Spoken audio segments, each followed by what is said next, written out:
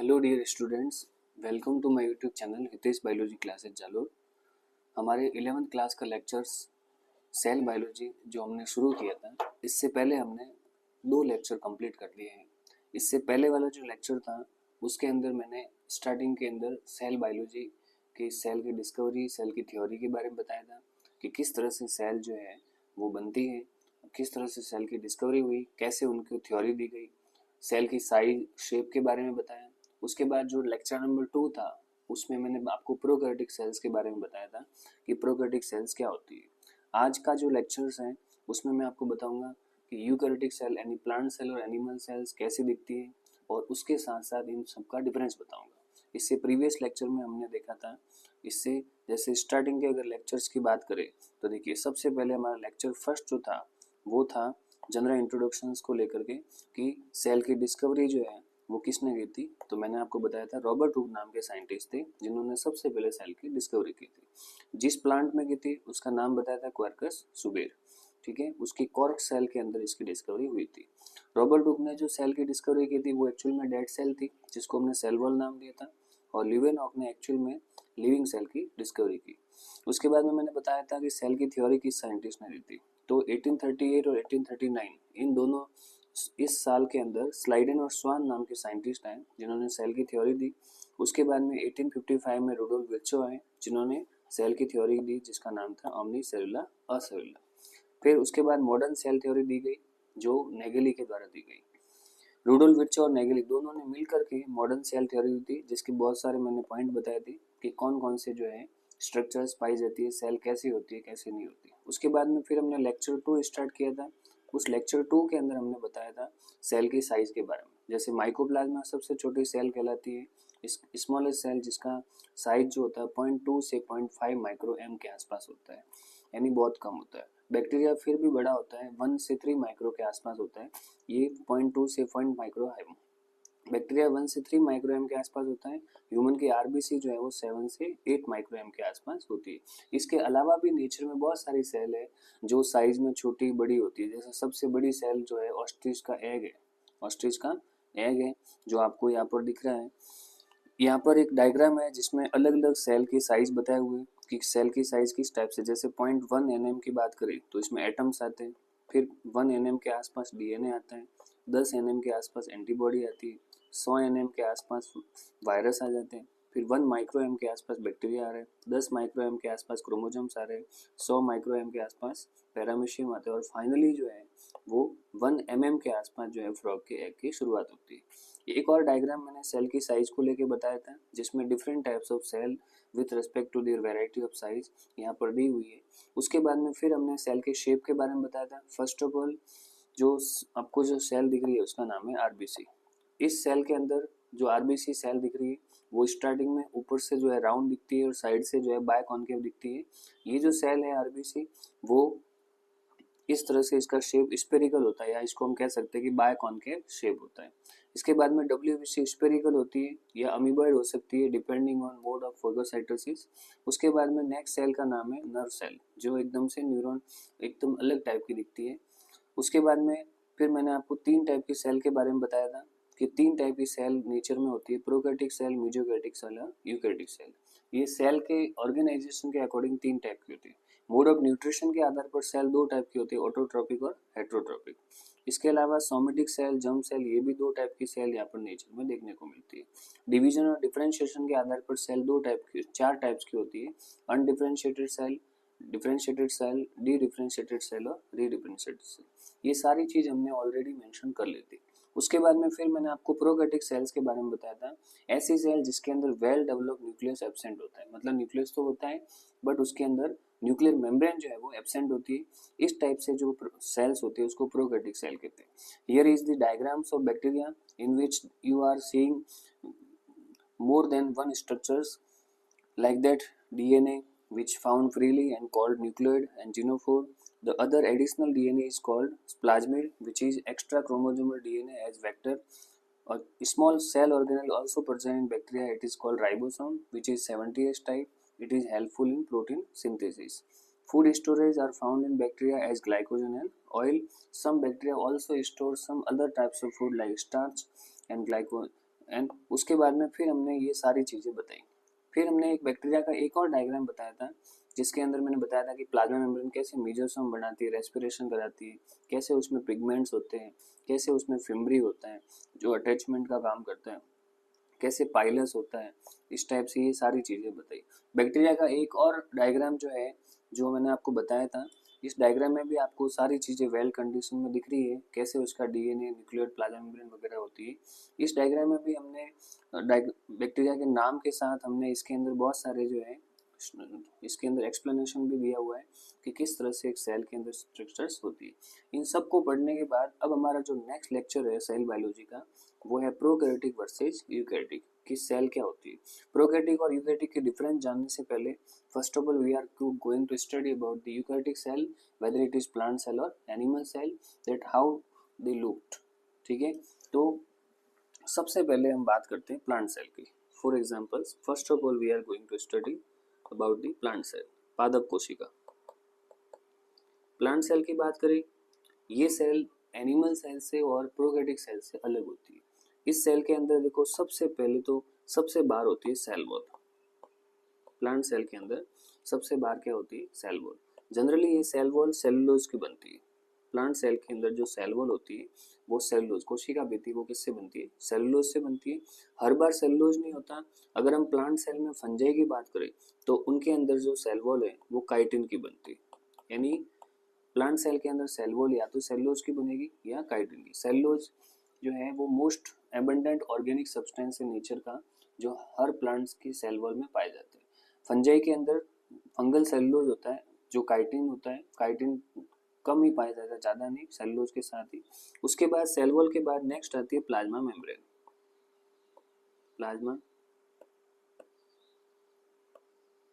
Membrane, plasma membrane की बात करें तो प्लांट सेल में जो प्लाज्मा मेम्ब्रेन है वो बाय लेयर ऑफ लिपिड है।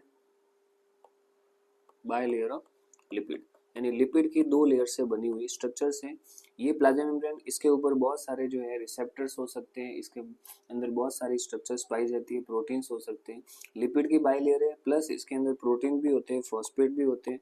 इसको हम फॉस्फोलिपिड के नाम से भी जानते हैं। प्रोटीन होते हैं, फॉस्फोरिक एसिड होते हैं, फॉस्फेट होते हैं, तो इसको हम फॉस्फोलिपिड बाय लेयर के नाम से जानते हैं। उसके बाद में फिर प्लाज्मा मेम्ब्रेन के बाद में आता है नेक्स्ट सेल साइटोप्लाज्म। साइटोप्लाज्म की बात करें तो सेल के अंदर की जो स्ट्रक्चर्स होती है, एक सेल है, for example it is cell, ये सेल के बाहर हो गई सेल वॉल और ये अंदर हो गई प्लाज्मा मेम्ब्रेन। अब अंदर का जो लिक्विड है उस लिक्विड को हम क्या नाम देते हैं? Cell cytoplasm. सेल साइटोप्लाज्म में आपको एक तो ऑर्गेनेल्स देखने को मिलते हैं, ऑर्गेनेल्स देखने को मिलेंगे।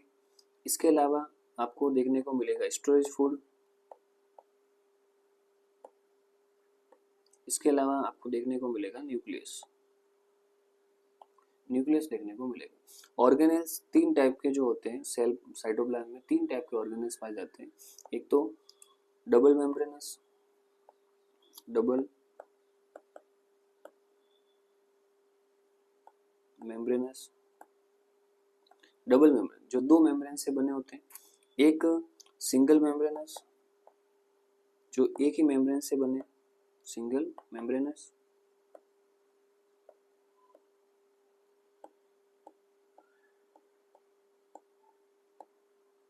सिंगल मेम्ब्रेनस होते हैं। और तीसरे होते हैं विदाउट मेम्ब्रेन। ऐसे सेल ऑर्गेनेल भी प्लाज्मा मेम्ब्रेन में पाए जाते हैं जो विदाउट मेम्ब्रेन वाले होते हैं, विदाउट मेम्ब्रेन, यानी किसी तरह की कोई मेम्ब्रेन उसमें नहीं होती है। तो इस टाइप से तीन टाइप के सेल ऑर्गेनेल प्लाज्मा मेम्ब्रेन के अंदर पाए जाते हैं। स्टोरेज फूड के रूप में प्लांट में जनरली क्या होता है? स्टार्च होता है। But in case of fungi which is a plant, उसके अंदर स्टोरेज फूड कौन सा होता है? ग्लाइकोजन। न्यूक्लियस केंद्र की अगर बात करें, न्यूक्लियस जो है सेंट्रली लोकेटेड होता है, बट जैसा कि आपको पता है कि प्लांट सेल के अंदर सेंटर में एक बड़ी सी सेप वैक्यूल आ जाती है, तो धीरे धीरे न्यूक्लियस जो वो साइड में आ जाता है, उसको हम कहते हैं एसेंट्रिक। क्या नाम देते हैं? एसेंट्रिक।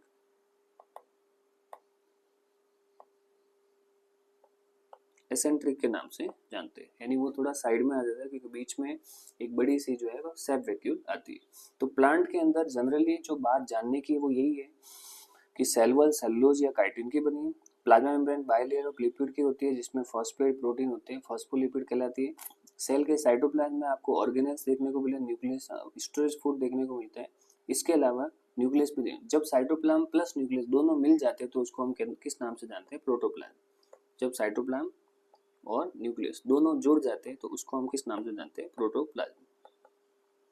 इसको हम प्रोटोप्लाज्म के नाम से जानते हैं, प्रोटोप्लाज्म के नाम से जानेंगे। ठीक है, इस तरह से जो है हमारे पास ये स्ट्रक्चर्स देखने को मिलती है। बात करते हैं एनिमल सेल की। एनिमल सेल में क्या क्या स्ट्रक्चर्स होती है? तो देखिए, एनिमल सेल, इस सेल की शुरुआत ही सीधी जो है प्लाज्मा मेम्ब्रेन से होती है। Like that plant cell, it do not have cell wall in outer area, it started by plasma membrane. इसकी शुरुआत ही किससे होती है? प्लाज्मा मेम्ब्रेन से होती है। वही सेम बात एनिमल सेल हो या प्लांट सेल, प्लाज्मा मेम्ब्रेन किसकी बनती है? फॉस्फोलिपिड बाइलेयर की, फॉस्फोलिपिड बाइलेयर्स की बनती है। ठीक है, उसके बाद में वही प्रोटोप्लाज्म। प्रोटोप्लाज्म की अगर बात करें तो प्रोटोप्लाज्म में दो चीजें, एक तो न्यूक्लियस और एक साइटोप्लाज्म। न्यूक्लियस जो है उसके अंदर क्रोमोसोम्स होता है और न्यूक्लियोलस होता है, और ये दोनों ही एक न्यूक्लियोप्लाज्म के अंदर अरेंज होते हैं। साइटोप्लाज्म के अंदर वही सेल ऑर्गेनेल्स होंगे,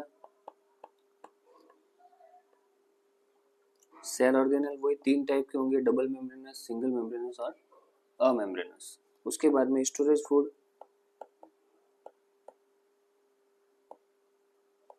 स्टोरेज फूड पाया जाता है, और उसके बाद में उसके अंदर जो है दूसरी स्ट्रक्चर्स पाई जाती है। तो जनरली किसी भी सेल के अंदर आपको ये सारी चीजें देखने को मिलेगी कि वो एनिमल सेल है या प्लांट सेल, ये सब चीजें देखने को मिलती है। अगर हम डायग्राम्स की बात करें तो सबसे पहले हम डायग्राम बनाते हैं प्लांट सेल का। प्लांट सेल के अगर डायग्राम्स की बात करें तो अभी बताया था प्लांट सेल की शुरुआत किससे होती है? सेल वॉल से। तो सबसे पहले इसके बाहर जो होती है वो एक सेल वॉल होती है। ये सेल वॉल है जो इसके अंदर बाहर देखने को मिलेगी। ये सेल वॉल हो गई। उसके बाद में इस सेल वॉल के अंदर ये डबल लेयर होती है। सेल वॉल जो है वो डबल लेयर होती है, एक और लेयर है।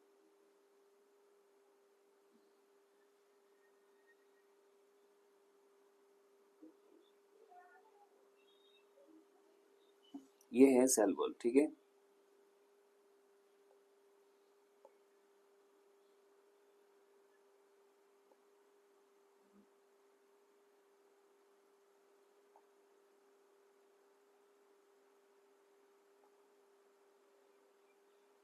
ये अपने पास हो गई सेल वॉल। अब इस सेल वॉल के अंदर बीच बीच में, यहाँ पर सेल वॉल के अंदर बीच बीच में जो है गैप होता है जिसको हम कहते हैं प्लाज्मोडेस्माटा। इधर जो है गैप होता है, इस गैप को हम किस नाम से जानते हैं? प्लाज्मोडेस्माटा। ये प्लाज्मोडेस्माटा सेल के अंदर का जो भी मैटर है, जैसे प्रोटीन है, लिपिड है, कार्बोहाइड्रेट्स है, तो उनके ट्रांसपोर्टेशन में मदद करता है। ठीक है, तो this gap is helpful in transportation of any types of material. तो सबसे पहले हमने बताया कि ये जो स्ट्रक्चर है आउटर लेयर, उसको हमने क्या नाम दिया? इसको हमने नाम दिया सेल वॉल। ठीक है, इसका नाम क्या दे दिया? Cell wall. उसके बाद में सेल वॉल के बाद में नेक्स्ट जो स्ट्रक्चर दिख रही है आपको, यहाँ से लेकर के यहाँ तक जो स्ट्रक्चर दिख रही है इसको कहते हैं प्लाज्मोडेस्माटा।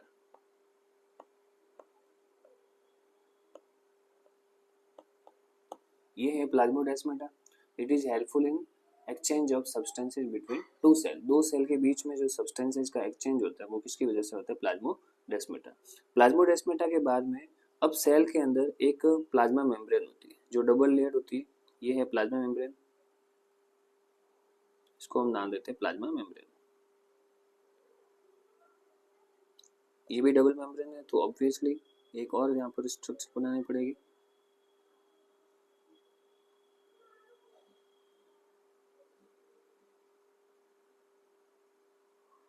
ये है अपने पास प्लाज्मा मेम्ब्रेन, जो कैसी है, डबल मेम्ब्रेन, फॉस्फोलिपिड की बाय लेयर होती है, डबल मेम्ब्रेनस होती है, तो इसको हम क्या नाम देते हैं, प्लाज्मा मेम्ब्रेन। ये है प्लाज्मा मेम्ब्रेन।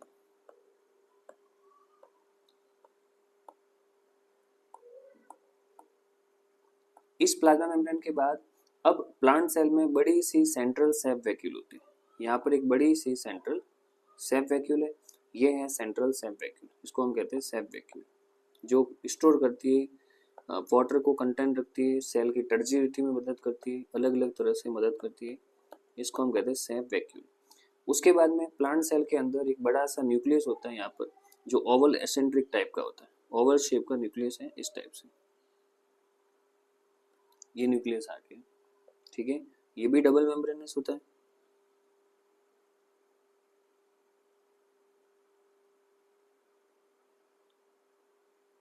ये हो गया न्यूक्लियस। न्यूक्लियस के अंदर बीच बीच में पोर होते हैं, जो पोर्स होते हैं न्यूक्लियस के अंदर बीच बीच में छिद्र पाए जाते हैं, पोर्स पाए जाते हैं, उन पोर्स को हम क्या कहते हैं, एनपीसी। ये पोर्स पाए जाते हैं, इन पोर्स को हम क्या नाम देते हैं, एनपीसी। तो ये हो गया आपके न्यूक्लियर मेम्ब्रेन, इसको हम कहते हैं न्यूक्लियर मेम्ब्रेन।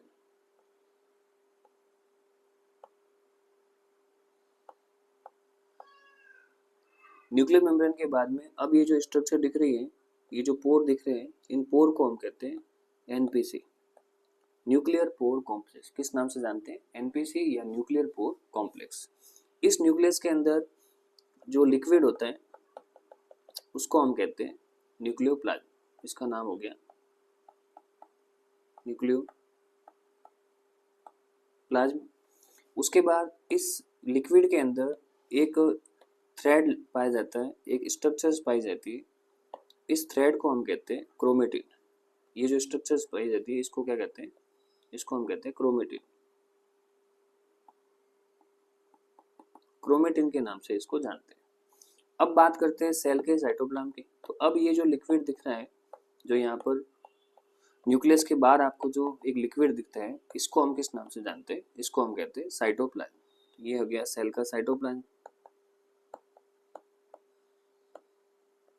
इस साइटोप्लाज्म के अंदर सबसे पहले तो न्यूक्लियस की मेम्ब्रेन के ठीक ऊपर बहुत सारी सिस्टर्नी आकृति, इस तरह से बहुत सारी सिस्टर्नी व्यवस्थित होती है, ऐसे सिस्टर्नी अरेंज होती है, और ये सिस्टर्नी अरेंज होकर के एक लैमिलर स्ट्रक्चर्स बनाती है, और ये जो लैमिलर स्ट्रक्चर्स हैं इनको हम कहते हैं ईआर। क्या नाम देते हैं, ईआर। ये जो स्ट्रक्चर्स बने हैं इसको हम क्या कहते हैं, ईआर। जो ईआर बनी है उस ईआर के ऊपर बहुत सारे छोटे छोटे पार्टिकल्स सराउंडेड होते हैं, जिसको हम कहते हैं राइबोसोम। ये ईआर है, इस ईआर के ऊपर बहुत सारे छोटे छोटे पार्टिकल्स आ जाते हैं, इस पार्टिकल्स को हम क्या नाम देते हैं, राइबोसोम। तो इनका नाम हो गया राइबोसोम। ये है राइबोसोम। राइबोसोम की वजह से ईआर की जो सरफेस है वो रफ हो जाती है, तो अब इसको हम किस नाम से जानते हैं, आरईआर। पहले ईआर थी, now it is generally called RER. अब कुछ ईआर जो है वो न्यूक्लियस से थोड़ी दूर भी होती है, जो सिस्टर्नी या ट्यूबुल से बन जाती है, इस ईआर को हम कहते हैं SER. SER is found away from nucleus and do not have ribosome on their surface, ठीक है। तो ये स्मूथ एंडोप्लाज्मिक रेटिकुलम होती है, जिसको हम कहते हैं एसईआर। उसके बाद में यहाँ पर एक गोल्जी बॉडी होती है, जिस स्ट्रक्चर से ईआर बनती है उसी स्ट्रक्चर से गोल्जी बॉडी बनती है। इसका मतलब ईआर और गोल्जी बॉडी एक ही स्ट्रक्चर से बनती है, जिसको हम कहते हैं सिस्टर्नी। ये जो स्ट्रक्चर है ये है गोल्जी बॉडी, जो एक यूनिमेम्ब्रेन स्ट्रक्चर है, इसको नाम देते हैं गोल्जी बॉडी। ये नाम हो गया गोल्जी बॉडी। उसके बाद में प्लांट सेल को फोटोसिंथेसिस करना है, तो उसकी वजह से, फोटोसिंथेसिस की वजह से इनके अंदर एक क्लोरोप्लास्ट पाए जाते हैं। ये है क्लोरोप्लास्ट, इसको हम क्या नाम देते हैं, क्लोरोप्लास्ट। प्लांट सेल को भी रेस्पिरेशन करना है, तो रेस्पिरेशन के लिए इनके पास होता है माइटोकॉन्ड्रिया। ये होता है माइटोकॉन्ड्रिया।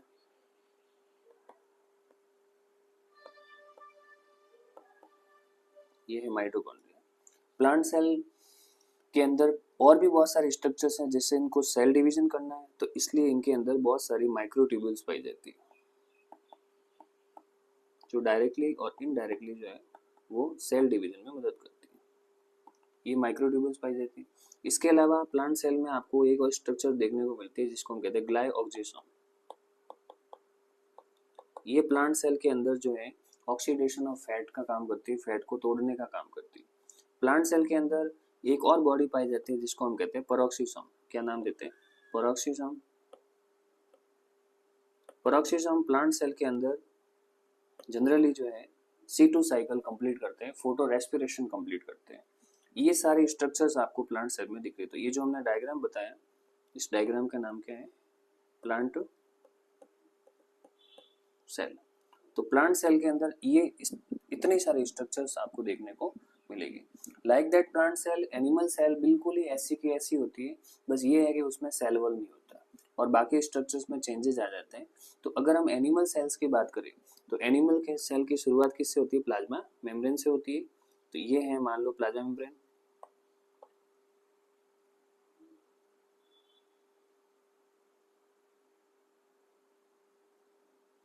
एनिमल सेल की शुरुआत जो है वो प्लाज्मा मेम्ब्रेन से होती है।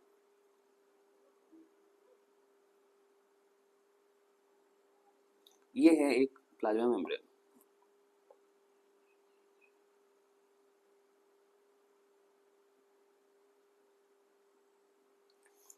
ठीक है, ये प्लाज्मा मेम्ब्रेन हो गई जो कि डबल मेम्ब्रेनस होती है, तो ऑब्वियसली एक और मेम्ब्रेन बनानी पड़ेगी।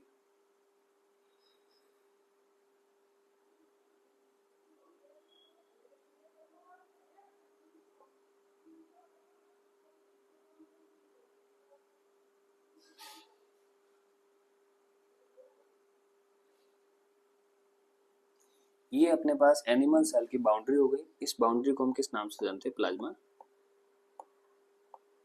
मेम्ब्रेन। इसके बाद में इस प्लाज्मा मेम्ब्रेन यहाँ पर एक जगह फोल्ड होती है और एक वैक्यूल बनाती है, इसको हम कहते हैं फूड वैक्यूल।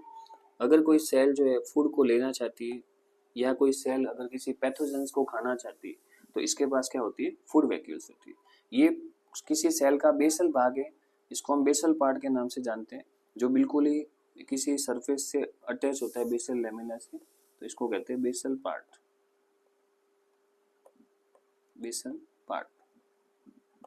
ऊपर जो आपको फिंगर लाइक स्ट्रक्चर्स दिख रही है, इन फिंगर लाइक स्ट्रक्चर्स को हम कहते हैं माइक्रोविलाई।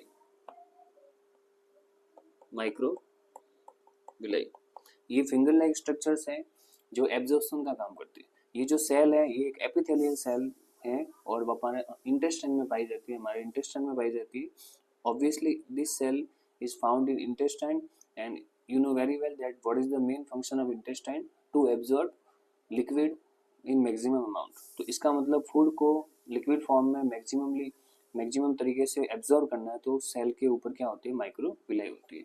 उसके बाद एनिमल सेल के अंदर एक सेंट्रल जो है, एक सेंटर के अंदर बड़ा सा न्यूक्लियस होता है।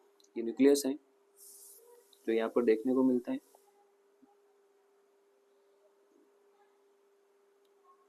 वही कंडीशन न्यूक्लियस के अंदर जो है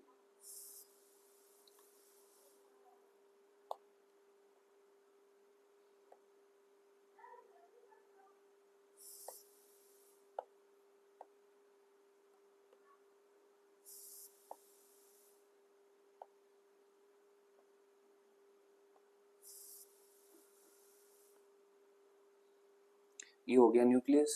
ठीक है, उसके बाद में फिर इस न्यूक्लियस के अंदर भी बिल्कुल प्लांट सेल की तरह यहाँ पर जो है छोटे छोटे भाग खुले रहते हैं और ये जो खुले भाग है इनको हम किस नाम से जानते हैं? इनको हम किस नाम से जानते हैं? एनपीसी। ठीक है, तो ये तो हो गई न्यूक्लियर मेम्ब्रेन।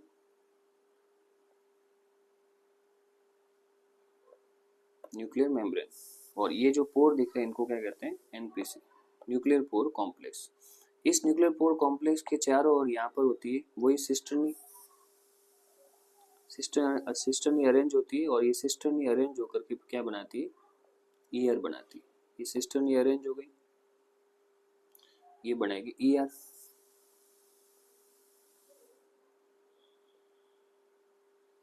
इस टाइप से इसने बनाया ईयर। ठीक है, ये बन गई endoplasmic reticulum. You know very well this is called R ER. ये जो ई आर बनी है इसका क्या नाम है? इसका नाम है आर ईयर। क्यों? क्योंकि इसके ऊपर भी वही राइबोसोम होंगे, तो इसलिए हम क्या नाम देते हैं इसको, आर के नाम से जानते हैं। ये हो गए राइबोसोम जो इसके सरफेस पे पाए जाते हैं।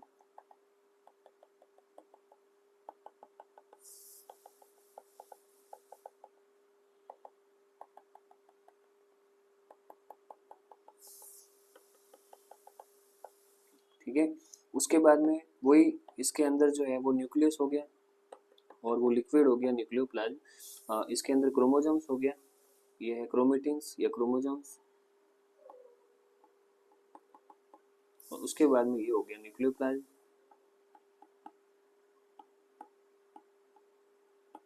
न्यूक्लियोप्लाज्म हो गया। यहाँ पर इस सेल के अंदर छोटी छोटी वैक्यूल्स पाई जाती है जिनको हम फूड वैक्यूल के नाम से जानते हैं। ये है फूड वैक्यूल।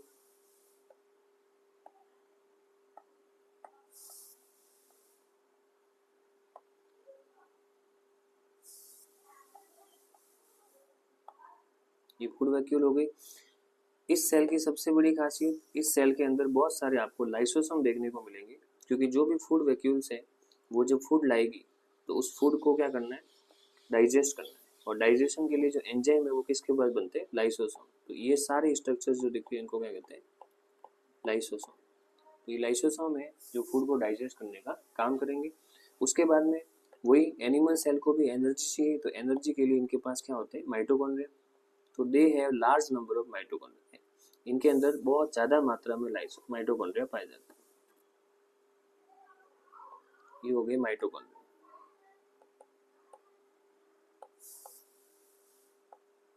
माइटोकॉन्ड्रिया उसके बाद में फिर इनमें क्लोरोप्लास्ट की जरूरत नहीं है, फोटोसिंथेसिस करते नहीं। इनके अंदर भी छोटी छोटी बॉडी पाई जाती है, इन माइक्रो बॉडी को कहते हैं पेरोक्सिसोम। ये पेरोक्सिसोम इनके अंदर फैट का ऑक्सीडेशन, यूरिक एसिड प्यूरिन का मेटाबॉलिज्म, पेरोक्साइड का मेटाबॉलिज्म, ठीक है, ये सब काम करते हैं। ग्लूकोज को प्रोटीन और अमीनो एसिड्स के द्वारा बनाना, ग्लूकोनियोजेनेसिस करना, ये सारे काम करते हैं पेरोक्सिसोम। इसके अलावा एक एनिमल सेल को दूसरे एनिमल सेल से अटैच भी होना है, तो अटैच होने के लिए इनके अंदर बीच में एक जंक्शन बनता है जिसको हम कहते हैं इंटरसेलुलर जंक्शन, जिसको हम कहते हैं डेस्मोसोम। ये है डेस्मोसोम जो इसमें पाया जाता है। ठीक है, ये इंटरसेलुलर जंक्शन है विच इज कॉल्ड डेस्मोसोम। डेस्मोसोम हो गया। उसके बाद में इसके साइटोप्लाज्म में स्टोरेज फूड पाया जाता है। जैसे प्लांट का स्टोरेज फूड जो है वो स्टार्च है, जैसे एनिमल सेल का स्टोरेज फूड कौन सा होता है, एनिमल सेल का स्टोरेज फूड होता है वो होता है ग्लाइकोजन। तो इनके अंदर ग्लाइकोजन एज स्टोरेज फूड जो है वो पाया जाता है। ठीक है, इसके बाद में इनके अलावा एनिमल सेल में आपको सेंट्रियोल देखने को मिलेगा। सेंट्रियोल एक ऐसी स्ट्रक्चर्स है जो आपको एनिमल सेल में देखने को मिलती है, और ये 9+2 स्ट्रक्चर्स होती है। ठीक है, इनको हम कहते हैं सेंट्रियोल, जो है 9+0 स्ट्रक्चर्स होती है, ये है सेंट्रियोल। सेंट्रियोल जनरली माइक्रोट्यूबुल से बनते हैं और ये सेल डिवीजन का काम करते हैं। जहाँ प्लांट सेल में सेंट्रियोल सिर्फ लोअर प्लांट सेल में होता है, हायर प्लांट सेल में नहीं होते। जहाँ पर प्लांट सेल में सेल डिवीजन माइक्रोट्यूबुल से होता है, वहाँ पर एनिमल सेल में microtubules first start to form centriole and thereafter cell division take place by directly centriole। यानी प्लांट सेल में माइक्रोट्यूबुल सेल डिवीजन करती है क्योंकि उनमें सेंट्रियोल नहीं बनता, और वही एनिमल सेल में सेंट्रियोल बनता है, तो सेल डिवीजन किससे होगा, सेंट्रियोल से होगा। अब प्लांट सेल के अंदर सेल वॉल थी जिससे उसका शेप डिसाइड हो रहा था। एनिमल सेल में सेल वॉल नहीं है तो उसका शेप बदल सकता है। उस शेप को मेंटेन करने के लिए एनिमल सेल में चारों ओर इस टाइप से फिलामेंट पाए जाते हैं। इस फिलामेंट को हम कहते हैं microfilament. Micro filament. So what is microfilament? These are filament found inside the in periphery of cell and provide shape of the cell। Cell को शेप देने में मदद करते हैं। तो ये जो हमने स्ट्रक्चर्स बनाई इसको हम किस नाम से जानते हैं, एनिमल सेल। तो इस सेल का नाम है एनिमल सेल।